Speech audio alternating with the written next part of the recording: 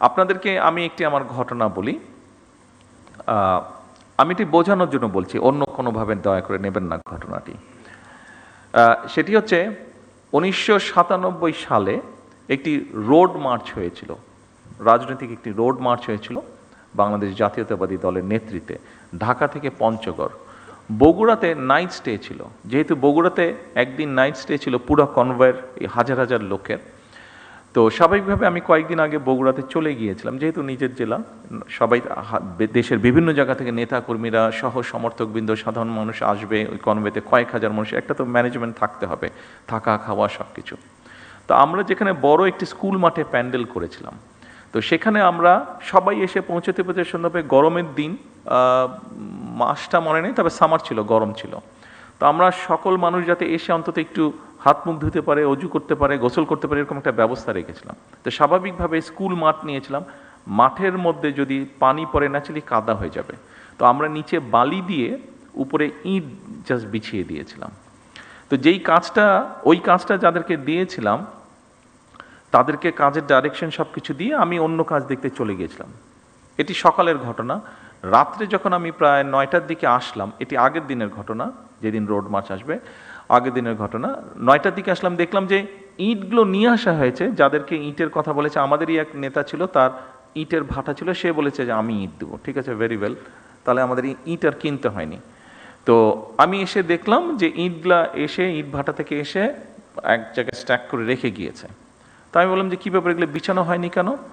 তো তখন আমাকে সবাই বললো যে লেবার যারা আসার কথা ছিল এখনো আসেনি, হয়তো আসবে, তারপরে বিছাবে। তো শুনে আমার মেজাজটা একটু খারাপই হলো। আমি কাউকে কিছু বললাম না, আমি চারিদিকে আমাদের নেতাকর্মীরা আছে, আমি হাঁটা ধরলাম স্টেকের যেখানে ইটগুলা সব রাখা ছিল, আমি গিয়ে দুই হাতে দুইটা ইট ধরে, এখানে শালম আছে, খুব সম্ভব বোধহয় ঘটনাটি মনে আছে, আমি দুই হাতে দুটো ইট নিয়ে যেখান থেকে বিছানোর কথা ছিল ওখানে আমি বিছানো ধরলাম।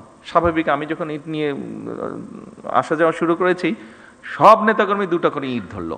বিশ্বাস করবেন, 1 থেকে 1.5 ঘন্টার মধ্যে পুরো কাজটা কমপ্লিট হয়ে গেল।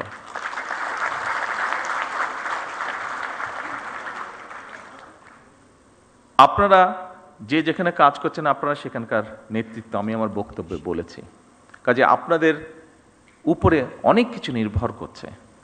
আমি জানি আপনাদের সমস্যা আছে, আমি একটু আগে বলেছি NHS তারাও সমস্যার ভিতর দিয়ে যাচ্ছে, কাজে আমাদের যাওয়ারই কথা। তাদের অর্থনৈতিক অবস্থা অনেক শক্তিশালী, কিন্তু আপনারা যদি, এটি আপনার প্রতিষ্ঠান, ওখানে আপনি নেতৃত্ব দিচ্ছেন, আপনি যদি চান, 100% সম্ভব না, বাট অনেক সমস্যার সমাধান করা কিন্তু সম্ভব। চেষ্টা করে দেখুন, আমি দৃঢ়ভাবে বিশ্বাস করি আপনারা পারবেন। আপনারা পারবেন বলেই কিন্তু আপনাদের কাছে এই প্রত্যাশাটা করছি। সরকার একা কিছু পারবে না। সরকারকে যদি আপনারা সহযোগিতা আপনারা করেন, আমাদের প্রত্যেককে এগিয়ে আসতে হবে। দেখুন, আজকে ছুটির দিন, আমারও ইচ্ছা করে যে স্বাভাবিক আমার পরিবারের সাথে একটু সময় দিই। গতকাল শুক্রবার ছিল, গতকালকেও রাত্রি 12:30 আমি বাসায় ফিরেছি বিভিন্ন কর্মসূচি সেরে।